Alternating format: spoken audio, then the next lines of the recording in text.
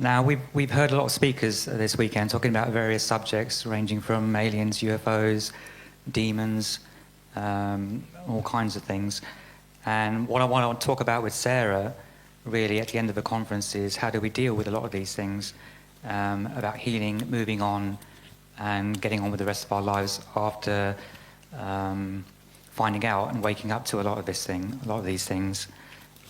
So what we're going to talk about first is Sara's own healing journey. As many of you may know, her partner Max Spears passed away last year, and she's had to go through a lot of healing to deal with that. And we're going to talk a little bit about that and how she's managed to heal and move on. So, Sara, if you want to talk first about, how Max's passing affected you, both physically and energetically, and then how did you deal with that and get to where you are today? Wow, that took a lot of work on a lot of levels. It definitely was one of the hardest things that I've ever experienced in my life. And I thought I thought I could get through anything, and that really did take one on me.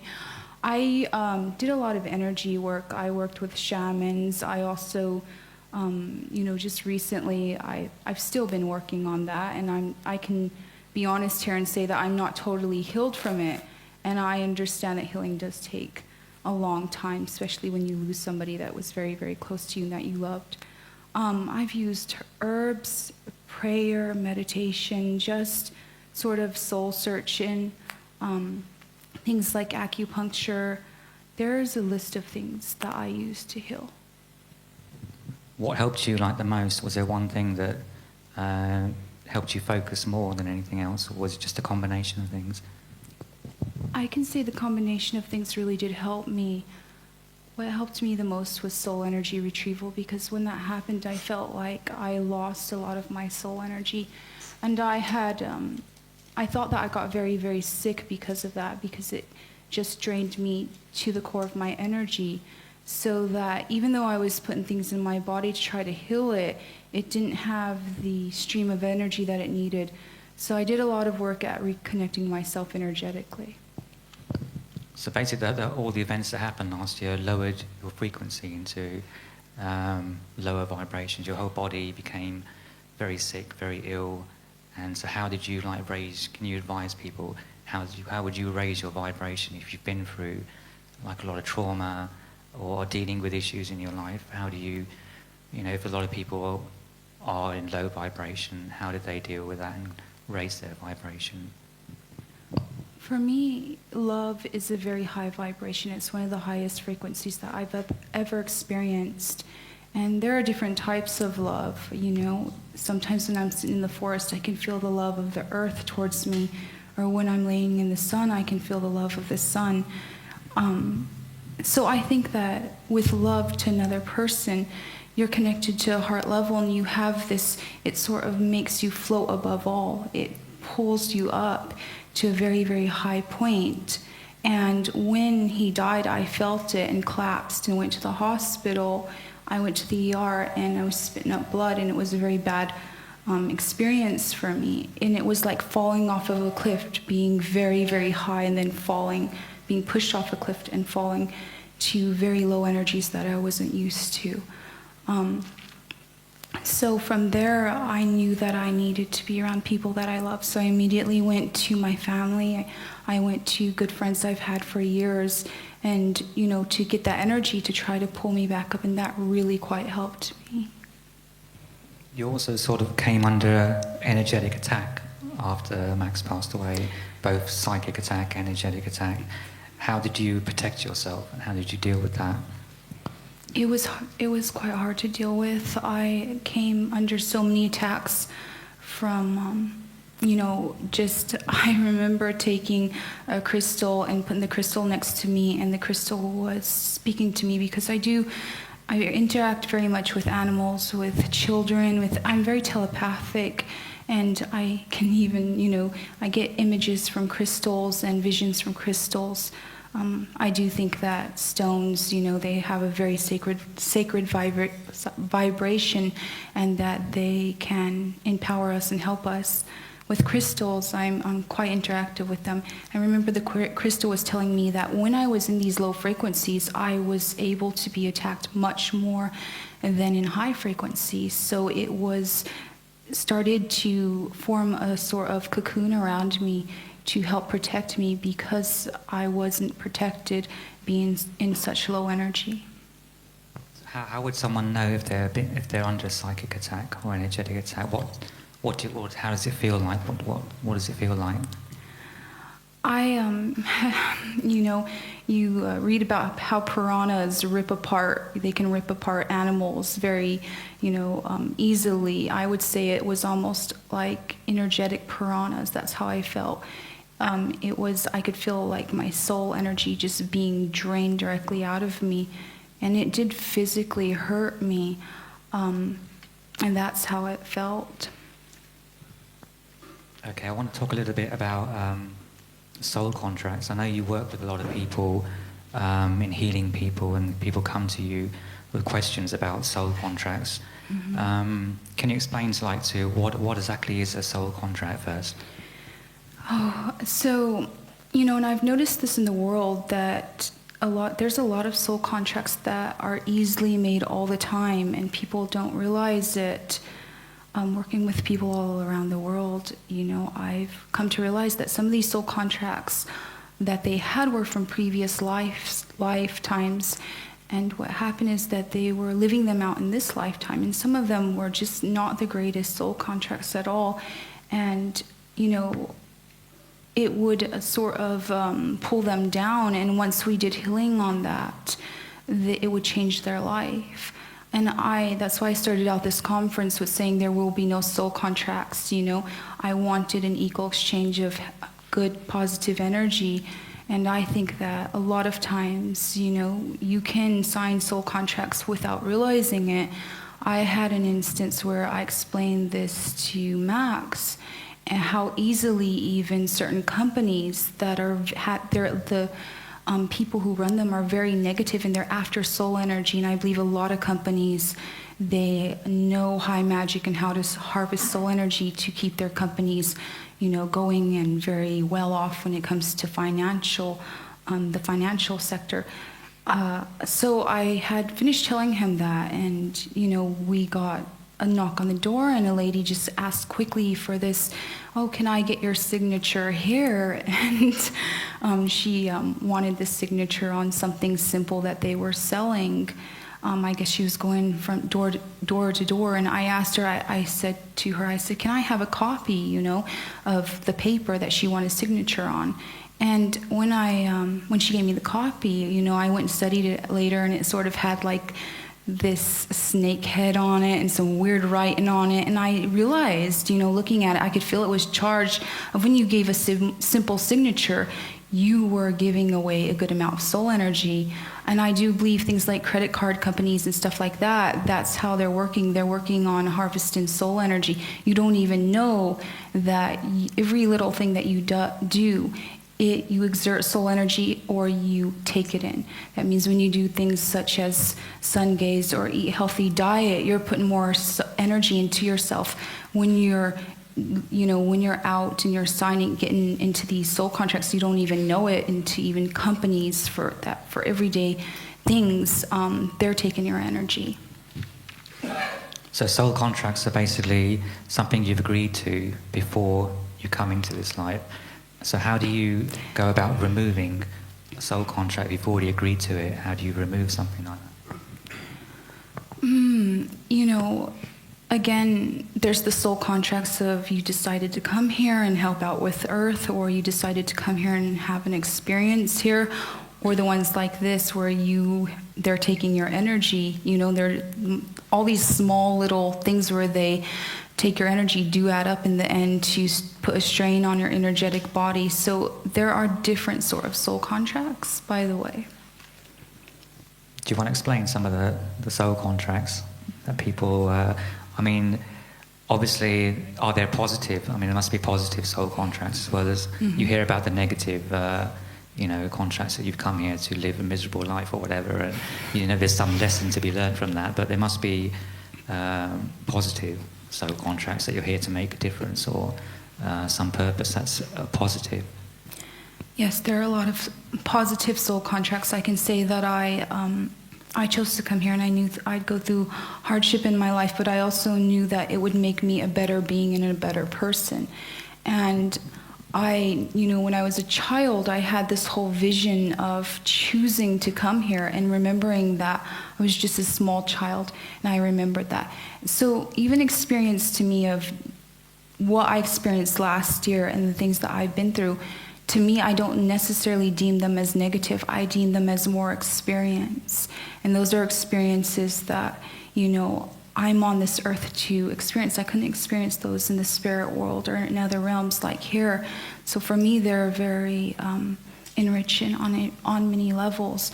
So, it is, it's something that a lot of people tend to do, then they get here and they kind of forget that they have a soul contract to come here, and they kind of get off of their path. And some of the work that I do is to help realign them to get them back on their paths. Okay, I want to talk a little bit about energy. Everything is energy, pretty much. So a lot of what's going on in the world is people are controlling the energy for negative reasons, I guess.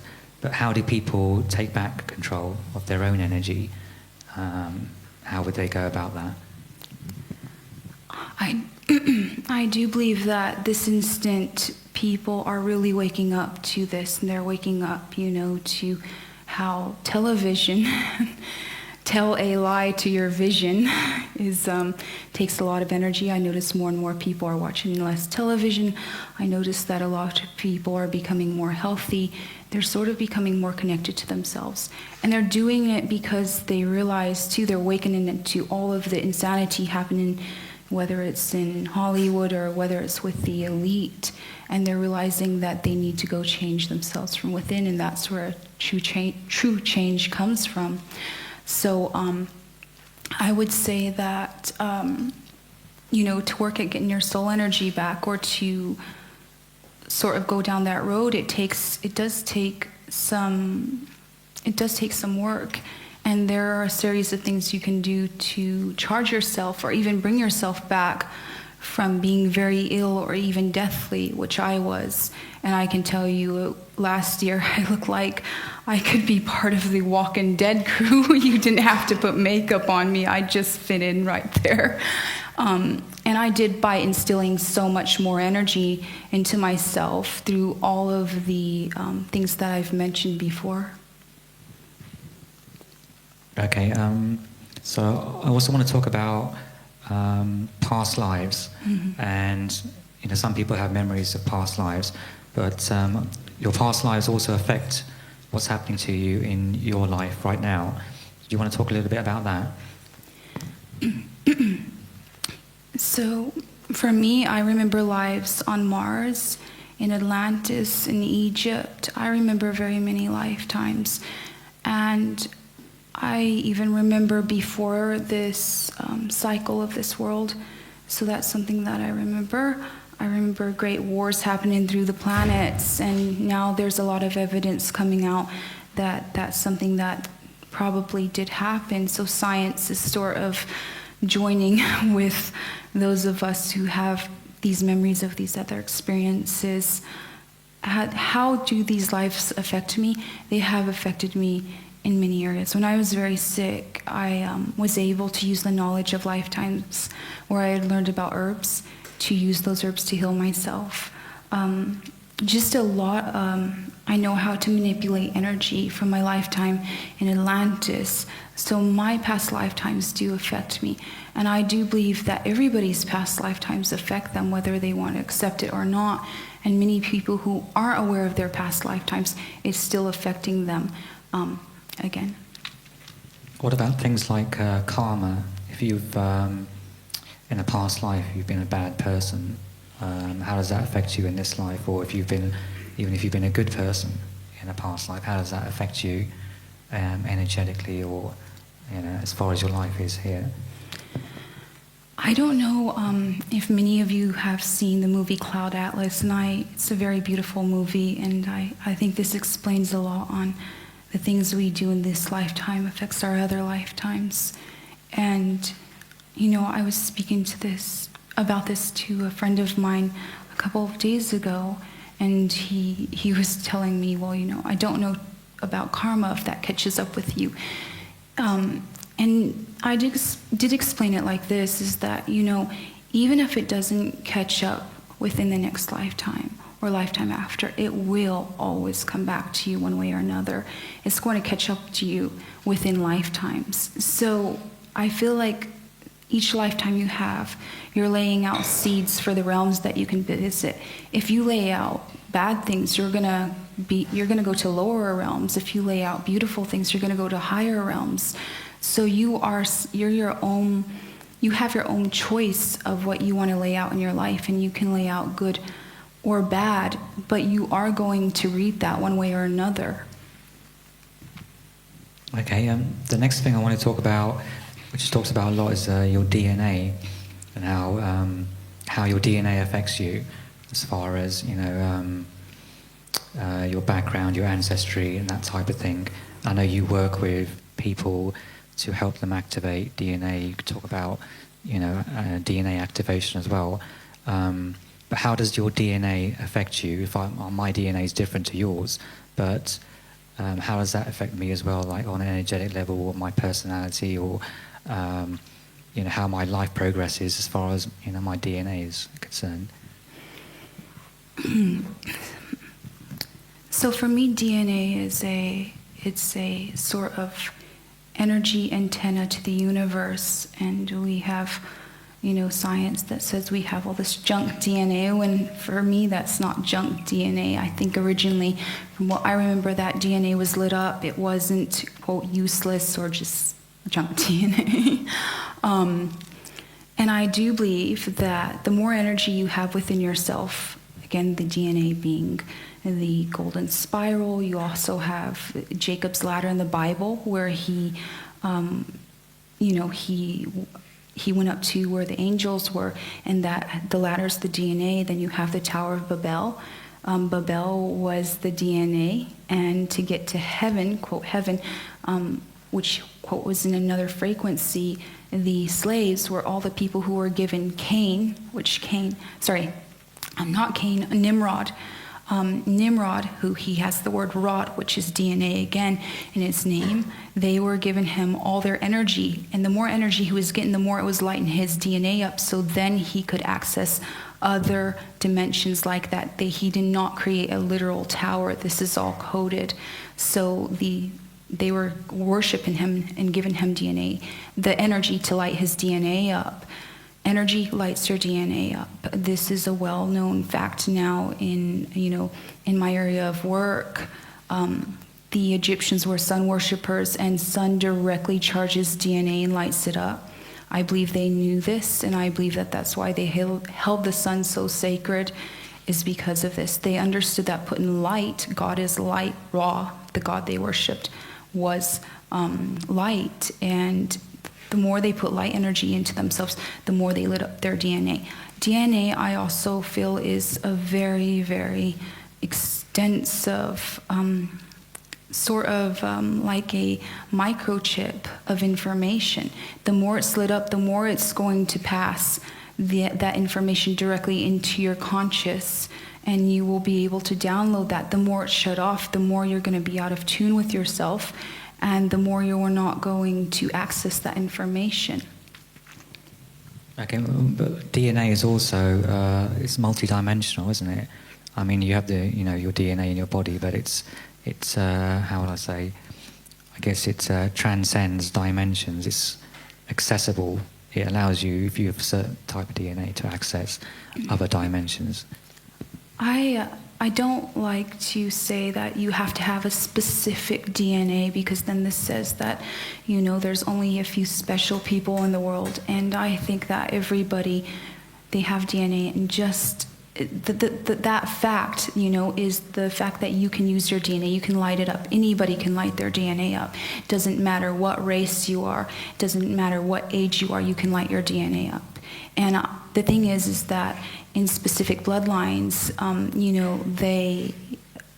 they're born with that DNA already lit up, and this is the reason that they refuse to marry anybody who is an outsider, and they marry among each other, not because of the fact that they want to marry in the family. It's the fact that they're trying to conserve that DNA that is already different and access in other dimensions. They're trying to conserve that within their bloodlines so that they're born directly with it. So essentially, that's what they're doing. But everybody can light up their DNA. That's, in, quote, the Illuminati, you have the spiral staircase, which represents the DNA. And you have the checkerboard floor, which represents, where you can go up and down like a staircase. You can go to the lower dimensions or the higher dimensions through your DNA and through tuning your frequency. I often just will lay down and go into a state where I tune myself. I can tune myself so low, that I'm barely breathing, and if you touch me, you probably think that my pulse is going it's very, very slow, and you might think that I'm not well, but the fact is I had tuned myself down to enter a certain dimension. Then I can tune myself very, very high to access a dimension from there. So I have the ability through meditation and through thought to tune myself up and down and go in any area that I want to access. And it's something everybody can do in the end. You just have to do a bit of work to be able to do so. But you can, I've also heard you can also change your DNA, like even through things like diet, food, things like sound waves and things like that. Does that also help you to activate your DNA? I do believe that. I believe that the DNA, it's affected by energy. Again, lower energy, the more it's not going to work very well. The more energy that you have, the lesser energy, the more it's not going to work well. The more energy, the more it's going to just amazingly bring you to different places and different experiences. Of course, good food is charged with chi, sun gaze, and chi energy, all about putting chi energy within yourselves. The reason that we have so much pedophilia going on is because the elite know this. They know that they can function at a higher status than most people by having more energy. And they're not doing the things to put that energy within themselves. They're not doing this, being healthy. They're not meditating. They're not doing that stuff to get the universe, which the universe is very lovely. It will give that energy to those who are doing the steps to get it. What they're doing is they're stealing it directly from children. When they steal it directly from children, they're stealing that charge. They're stealing their soul energy charge, which children are very magical. Children can see things. They often can see things that adults can't see. They often can access a lot of things that adults can't see. So imagine there's still an energy of children that are, these children are gifted just because they're children. And children they don't have a lot of the negative energy charge that adults get as they grow up. So they're stealing that directly and then using that to sort of steal their way into higher frequencies. Okay, this sort of leads on to my next question. You wanted to talk about the programming of children, and I know this is something that's close to your heart because you love children, but how do you deprogram your children then? Obviously a lot of children these days spend a lot of time in front of a TV, video games, not eating particularly healthy, and if there are people here who want to help their children, how do they start to deprogram their children? I think the best for children is love and a good healthy diet, a lot of time in nature, and just teaching them, letting them be playful and letting them go out and play in the mud, and just, not allowing so much TV time. In the United States, it's really hard for me because I have consulted with people who never give their children vegetables or fruits. They feed their children ramen noodles every day. And, then these children go to school and they have crappy lunches. And I do feel that food affects the DNA and it affects the consciousness of everybody. Recently, too, I read an article where people who ate healthy were 10 IQ points higher than those who ate unhealthy. So imagine that children are being targeted to be made into cattle at young ages. They're feeding them crappy lunches. They're feeding them sort of programming through TV, through video games. They're training up soldiers because all the video games eventually is about shooting and killing other people. So they're being programmed on every level. So just to get your children and get them out in nature and teach them how sacred nature is and teach them to be close to that and to sort of give them a healthy diet. Those are some of the best steps that you can do for your child, and just to get them out from in front of the television. Okay, the next question I wanted to ask you was about people who tend to self-destruct. Sort of like people who just basically lose it, they self-destruct. And I wanted to ask you, is that to do with entities, influences? Why do people, I guess it sort of leads like, why are people bad? Why are people evil? Why do people attack one another? Why basically?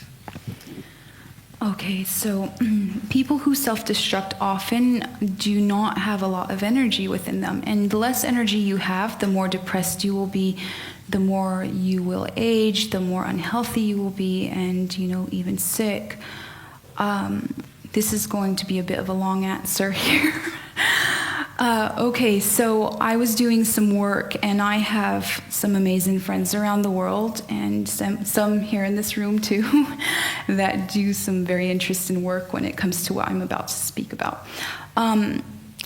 So I was doing research into this, that people who are psychopaths, people who are murderers, people even who are rapists and so on, even people who are pedophiles, until they steal this energy, they all have lower colored auroras.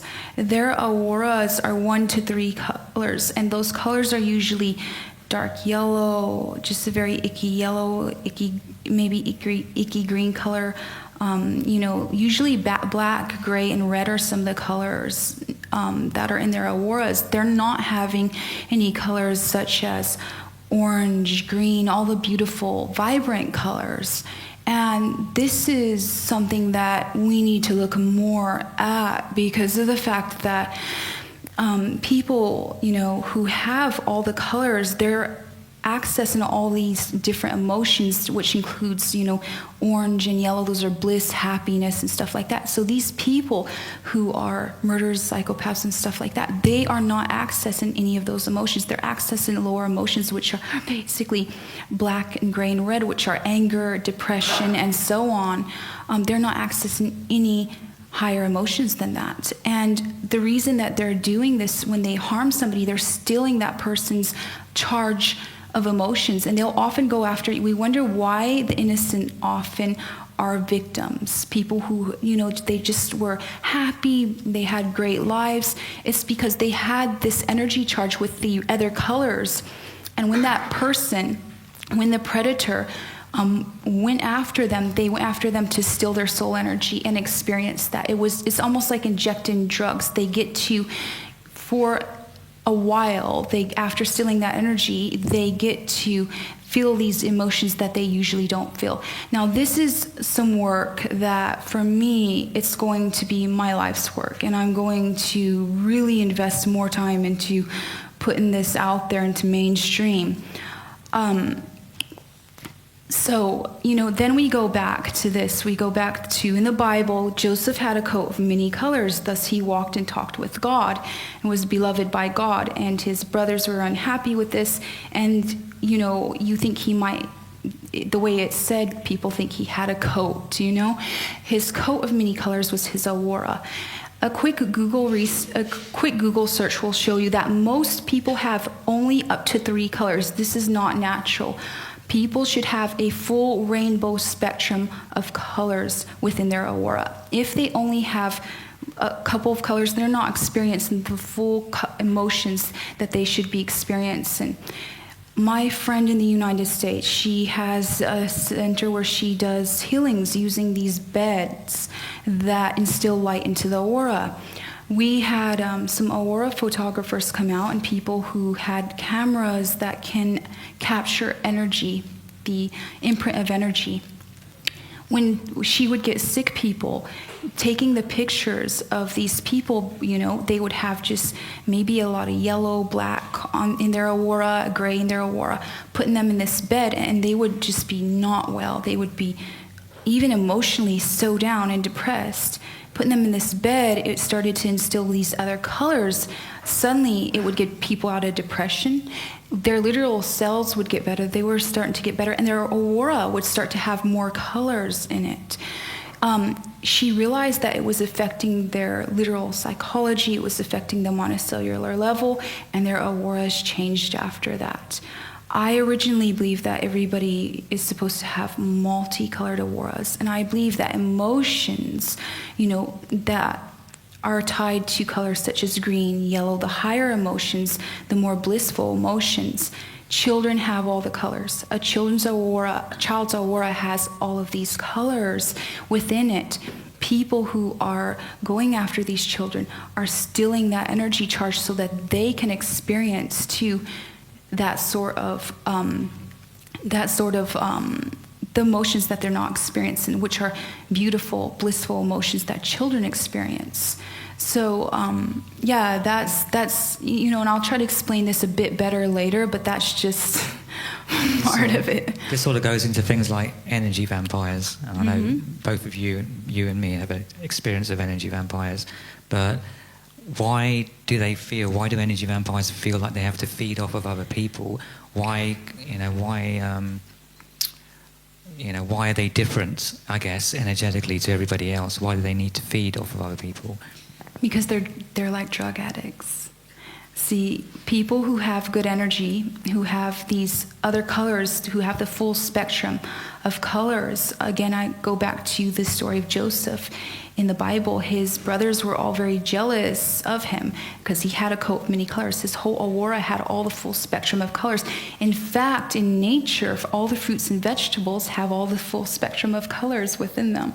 So when you're eating that, it's literally instilling that. Goes through your cells. So your cells are like solar panels. And what they do, and this is what the Egyptians knew this, in fact, the sun has all of the rainbow frequencies in it. Even though you see it as yellow, it's just been now proven by scientists that it has the full rainbow spectrum in it. So they were literally enriching themselves. They were filling themselves up with that light energy. It was going through their cells, and your cells are like solar panels. You think that, you just need to eat food to keep this body going, and you can put anything in it, and it's going to work, which is wrong. The cells are made in such a way, they're like solar panels. They pick up this energy, and then they go ahead and they instill that into your chakra system and into your aura. If that is not functioning properly, if you are not feeding your chakra system and your aura, you will not be well. You will be very sick. Most people who are very ill, they have all sorts of blockages. Essentially, this is that whenever you eat these fruits and vegetables, they have instilled all of this energy from the sun, the full spectrum, that goes in and that charges. It goes directly through your cells and charges your aura and your chakra system. And this is why there's such a mass sort of war on consciousness, and we have the whole thing with heavy metals happening. So there's heavy metals in everything from your shampoo to, in the United States, and believe it or not, bread, baby formula, vaccinations. There's, it's everywhere, makeup. There's heavy metals in everything. So this is what I believe. And, we've got the whole chemtrail thing going on. I believe that the heavy metals get into your cells, and instead of allowing them to use that energy and, sort of feed your chakra system and make sure it's healthy, they, like mirrors, reflect any light energy trying to pass through out. So then your chakra system starts to starve. People who drink a lot, and people who've done a lot of drugs, people who have just really exploited their bodies, they're going to have a lot less soul energy. Anybody who's been very destructive to their bodies, they're going to have a lot less soul energy, I believe. And you become an energy vampire when you do not have soul energy within yourself. When I say soul energy, I believe that your aura and your chakra system are just that, soul energy. And essentially, the people that are energy vampires and go after people, they go after people who have that charge because they're hungry. They want to experience higher emotions, just like drug addicts that gets their go after their fix. So will people go after others who have that whole aura, who have the auras that are more brighter than who have all these other colors because they're depleted in it. Now, I do believe that people who are energy vampires, they simply just need a lot of therapy to reinstill those colors and that charge into their system. Then I believe that they would heal. I also am doing some research with some friends of mine where they're finding out that everything light affects every single cell in your body. And I do know that recently they're using light to heal things such as cancer, even for beauty reasons. Okay, the next thing I wanted to talk about, you've said many times before that your body is a temple, it's a church. What do you mean by that? So, okay, this comes down to my beliefs on religion. For me, religions around the world, actually, they are imprisoned into humanity. And, I'm often asked about this whole one world government thing, and I think that the world is we are already living in a one world government, and that all these religions together, they're the same consciousness in the end, and they're not the highest consciousness. I believe that the word religion is very encoded to, sort of say rely on the jinn, and everybody knows in Islam that the jinn are probably not the greatest beings to rely on. They are energy stillers. They just are beings that are more like shadow beings. So for me, I think that people were taught, and this was massively done from a long, long time ago. People were taught that to access God, they needed to rely on, the pastor or priest or whoever, in their religion that is considered sacred or has access to God, which I find absolutely ridiculous. I do believe that the church or the temple is your own body, and that sitting within yourself, you can literally access this universal energy that flows through everything that I call God or the divine. I think that this information was hidden from humanity, but there are definitely pieces of it that have survived. As Jesus said, that the body is a temple. I don't believe you have to go anywhere to worship God or to connect to God. I believe that you can sit within the silence of yourself and access that divine energy. And, I do this all the time, and it has helped me since a child. I went through a lot of things as a child, and it helped guide me, and it even helped guide me last year from the brink of death. And it's very interactive with me. It's as a father, mother, partner. It's very, very always caring. And I know if I have a hard time and I'm thinking about this, I'll simply go and meditate and get all these visions, or even in the middle of the night, wake up to, either visions or even a voice. And it always has answers for me. And it's always very guiding of me and protective of me. Okay, the next thing I wanted to talk about is thought forms. Firstly, can you explain what a thought form is, and how do you recognize them? I think basically a lot of people get thoughts sometimes which they think just some random thought enters their mind, and they think, where did that come from? I don't really understand. Why am I thinking that? And they think that they hear it in their head or whatever. It's them. It's their thinking something, but it's actually something influencing them externally.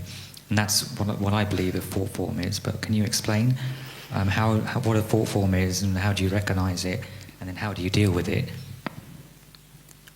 So, we're creators. Everybody's a creator. This is something divine that humanity has, When you really think about something for a long time, it's going to manifest in one way or another. It's going to affect you in this life or even the next life, depending on the intensity of charge that you've put into it. It's very important for us to realize what is affecting our subconscious, and that's manifesting into our conscious. It's very, very quite important, because now, I've noticed something specifically with Wi-Fi. One day I literally tapped into Wi-Fi and I was seeing all this different stuff, and it was coming from the Wi-Fi.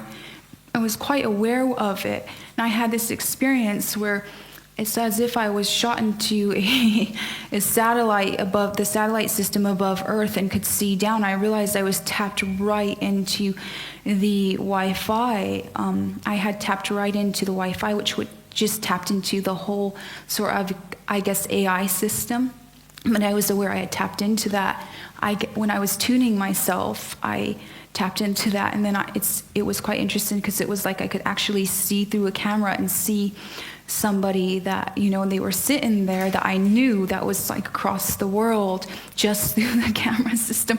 So I do believe now that people who have these heavy metals within them too, a lot of the thoughts they're having and a lot of the things that is coming from the whole Wi-Fi and all of that, the satellite system and everything, I am aware that it was affecting the whales from the dreams I have. It was affecting the whales, it was affecting the animals.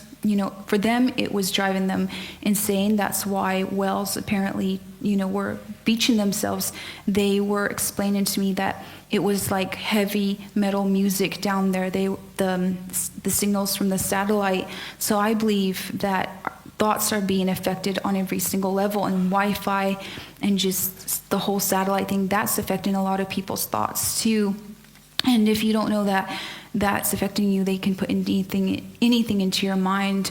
I've had some interesting experiences in the United States recently where I'd wake up at around 3-4 o'clock in the morning, and just there was a series of images and just like that were going out, and I thought, okay, something is sending these out, they're not normal. So I do believe it's being used for crowd control. Access of your mind is very quite easy. I can tell you that, I don't want to explain too much about this, but most people don't have shields, they're not pilots in themselves, and their thoughts are being affected on every single level. Something that is repeated 3 times, you're going to register it. This is a proven fact. Your subconscious registers it. So, many commercials repeat things 3 times. Songs, I notice songs, the repetition in songs. Again, I believe in the United States that there's sort of a lot of programming of people going on, maybe even more intensely than here. And, you guys here may think it's bad, but trust me, the United States is way far more worse. I would remark, recently, this song, I think it was called Young, Dumb, and Broke or something like that, and it repeated that over and over, and I thought, okay, this is programming thoughts into people's subconscious minds, and they're going to live out. These young kids are, they're going to live this out because it's registering them to be young, to be dumb and broke, basically. So our thoughts are being affected on every single level. Then essentially you have to think that people around you affect your thoughts, and if you're around people who are very negative, their frequencies, you're going to pick them up. We're always picking things up whether we want to or not. Whether we want to accept it, we are picking things up. When it comes to thought forms and thoughts, you need to be very, very careful on that. And it's really good to tune yourself and ground yourself and sort of put yourself in a place where you know that these are your own thoughts coming to you, and you're not being programmed, you're not being interacted with by things that you don't want, including entities and other things. Yeah, as you know, I'm quite empathic, and I often pick up on your feelings and things like that. But with thought forms, who is actually, I guess, sending these thoughts into your head? Like, you hear of things like voice-to-skull technology, where they can actually beam voices directly into your head. But this is different, yeah. The thought forms that you hear in your head, it's not the same thing. So, for me, at least, I was answering it of forms of thoughts that you're getting, where your thoughts are coming from. That's how I was answering that question. Is it like the AI or something else, and something else that's trying to send you these thoughts? I would think that a lot of people are tapping into, whether music and movies and all of that. I think they're tapping in, a lot of people are tapping in directly into sort of all the Wi-Fi and all the satellite stuff, and they are not even aware of it. And they're having, like, it seems like these experiences or stuff like that. And some of it's coming from that. That's my theory on it. When it comes to you sensing when I'm not well or sensing, like, it's because you're empathic. You have enough soul energy to feel for others. People who are very psychopathic can't feel anything. They're not aware of somebody who is hurt or somebody who is in distress or anything like that. But you're feeling that energy. Since we are good friends, you're feeling that energy. Whether you are friends in like family or whether you have parents or so on, you have this energetic cord. And if you're very sensitive, you can feel just from that energetic cord what's going on with the other person. That's what you're tapping into.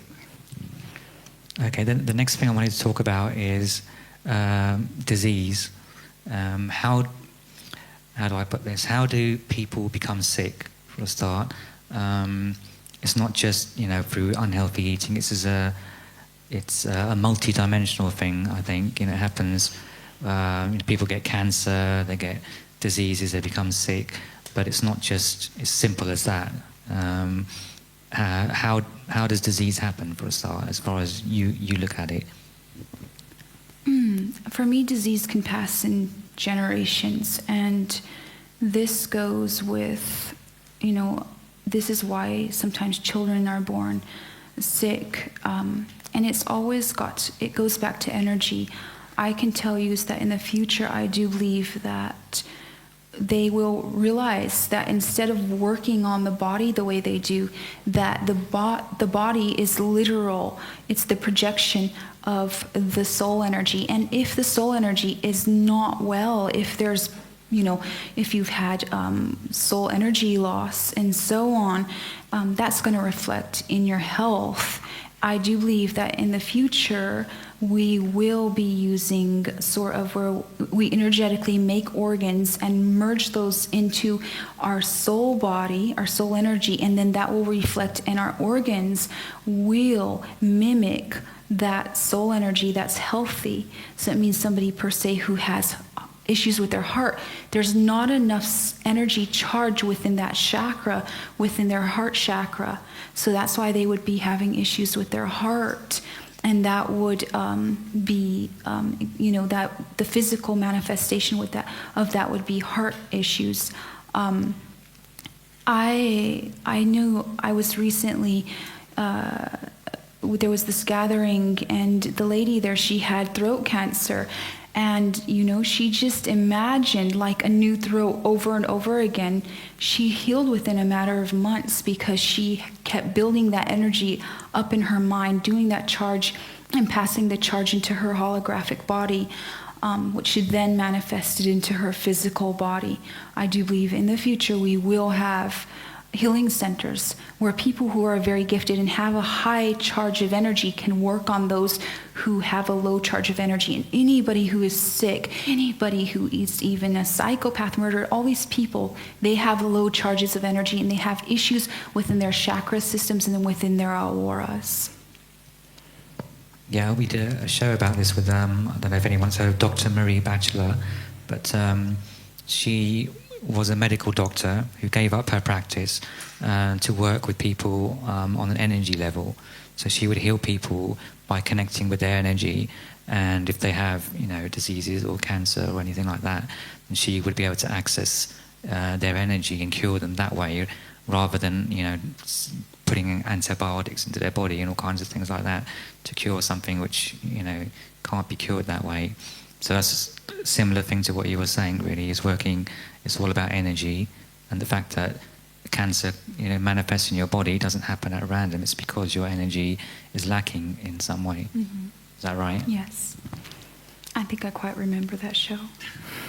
Okay, the next thing I want to talk about, you wanted to talk about emotional therapy. This is about dealing with trapped emotions and trauma. So do you want to talk about that? Mm-hmm. So, again, for me, any sickness or even any lower feelings, they're going to come from an energy charge. What I found out is that people are often addicted to anything that will keep them from, streaming through traumatic stuff. I think that, at least when it comes to emotions, an emotion holds a charge. Think if we take the emotion, it holds a charge. And our body, it's like an ocean of energy. So we have these emotions that even, when you've been harmed, those are get stuck in there, and then your body blocks those off. And this is where we have disassociation that comes from. And a lot of it is that your body knows that emotions have a direct effect on it. We know stress and everything, all these things have a direct effect on your body. So your body, to survive, and your system, it has this, what I call backup. So whenever you've been in a traumatic experience, what it does is it kind of cocoons that traumatic experience and puts it away. And you will experience some issues, but not the severity of them as if you had remembered. So even people who were abused as children, oftentimes there's a good amount of people who don't remember this because it was too much, so they disassociated. And what happened is that since the soul was overwhelmed and the body was overwhelmed, to survive what it did, it knew that it could not survive that experience at that time. So it cocooned that and then kind of put it away on an energetic level. So when you work with your emotions and you do a lot of emotional therapy, feeling your emotions is very, very important. Then sometimes you will have these closed up or disassociated states that come through, and these are where you have suffered various things that were very traumatic to you. You can read about people who, whether they've lost a loved one or whether were abused as children and they didn't remember anything about it. This is what happened. The body immediately locked away that energy, those emotions, those lower traumatizing emotions, and put it away until it could go ahead and access it. And I can tell you that some years ago, when I was living in the United States, before I moved to England, I can tell you this, I was doing this, and what I just do is I go and I feel my emotions. When I feel my emotions, this is some therapy I do on myself. I see images, and oftentimes, these images are sometimes they're tied to past lives and so on. And I remember doing this, and I didn't remember this experience that happened to me as a child, and it hit me full on. My body said, okay, you've done enough emotional work. We think you're strong enough to be shown what happened to you as a child at this point. So that I realized it came back to me. I was like, and I remembered what happened, and my body and my, was much stronger, my consciousness much stronger. It was like, okay, now you can go ahead and face this and pass through this and pass that away and just get it out of you. So I remember it hit me, and I remembered what happened to me as a child, and it was quite traumatizing. And I then realized how our bodies and how our energy bodies just lock away traumatic things. So emotional therapy for me is very, very quite important. And it's going in and feeling your emotions, and then when you feel your emotions, sort of trying to feel why. And you can even do this on paper when you go in a state and you just sit and you feel yourself. You feel these emotions, and if you have anxiety, you write that down. And you work on these, you really concentrate on working on these and going within yourself to try to clear these, and then asking your body to show you why you have certain emotions, such as anxiety or hidden emotions, hidden trauma, or stuff like that. So emotional therapy is really, really quite well. Okay, I wanted to ask you, right? I wanted to ask you about consciousness. Now, this is being aware of what's happening to you and your surroundings. And most people, a lot of people, are not aware of what's happening to them. Can you explain about, like, your consciousness? What people have a different idea what your consciousness is. It's not is it your soul, your spirit, your awareness? Can you explain what is your consciousness? I think maybe I could term that in a different way of being aware and actually being awake and being a pilot of yourself rather than a co-pilot. Most people, I think, are co-pilots in life. They're not pilots, and we have a lot of people who are adults and they are not piloting their energy, they're not piloting themselves, their emotions, right, or anything like that. And it's a quite interesting thing because we often complain about what befalls us in life, but again, the universe, I believe, is quite fair in the end. Remember the other night when we were walking and I said, growing up, having good parents, they tell you, eat your vegetables, make your bed, take care of yourself. And then people grow into adults and they can't even feed themselves, right? They can't take care of themselves properly. And then all these things start befalling them that are bad. And it's the universe who's like a beautiful mother, father figure who keeps slapping them saying, listen, you're grounded until you start to mature up and take care of yourself. So becoming a pilot is a very good thing in life, because then the universe and this divine force actually, it's tired, maybe, as a parent would be tired of the child who never wants to make his bed or eat his veggies.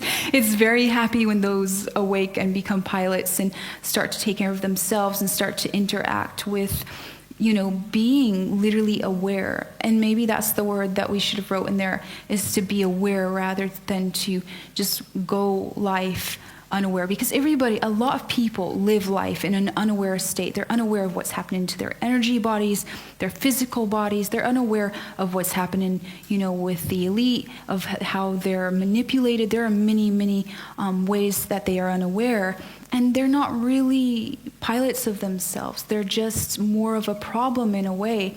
So by waking yourself up and becoming a pilot of yourself and becoming aware of things, of your soul energy, of these sort of things, that will really be progressive for you and for those around you. I think for a lot of people, they have to go through some kind of trauma in a way to wake up.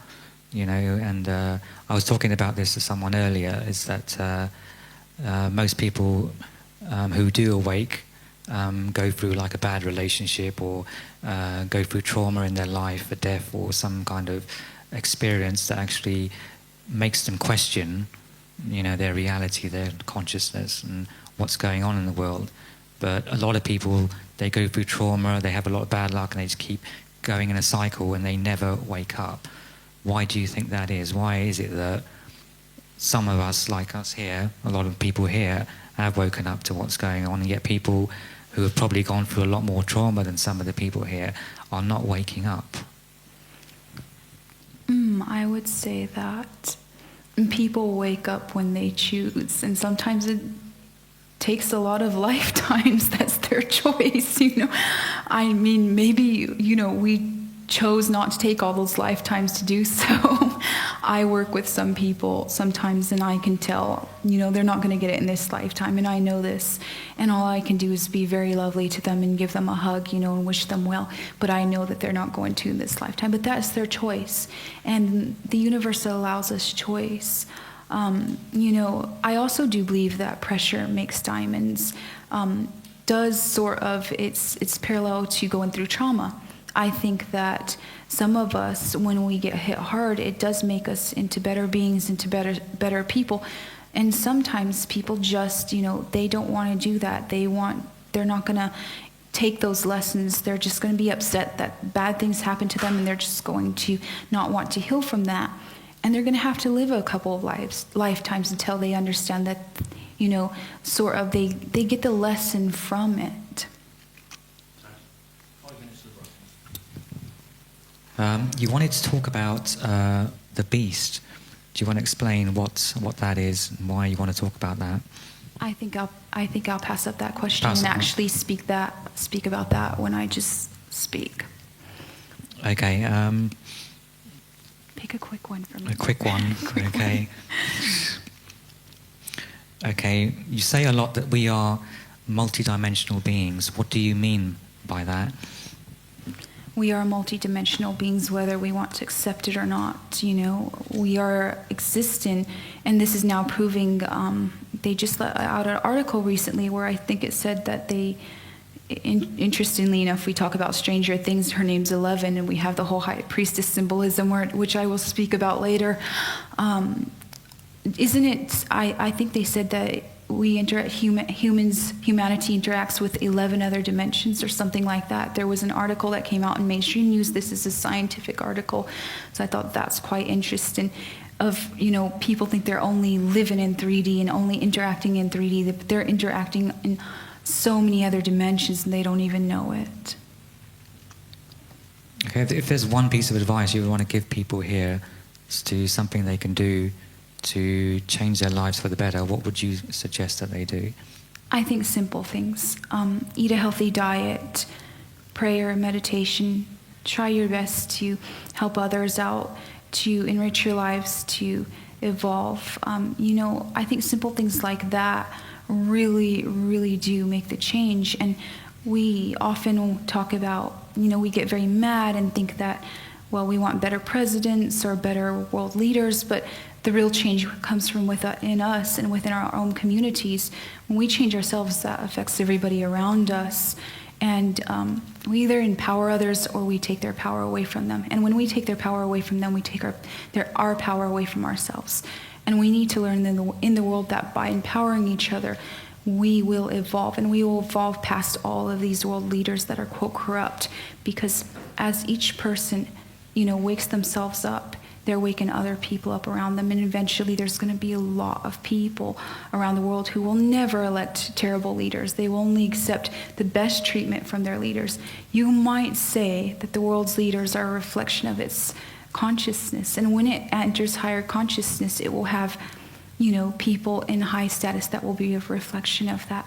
Not people who steal and take from them, but rather those who are given and those who are noble and kind and compassionate. Okay, thank you, Sarah. Thank you.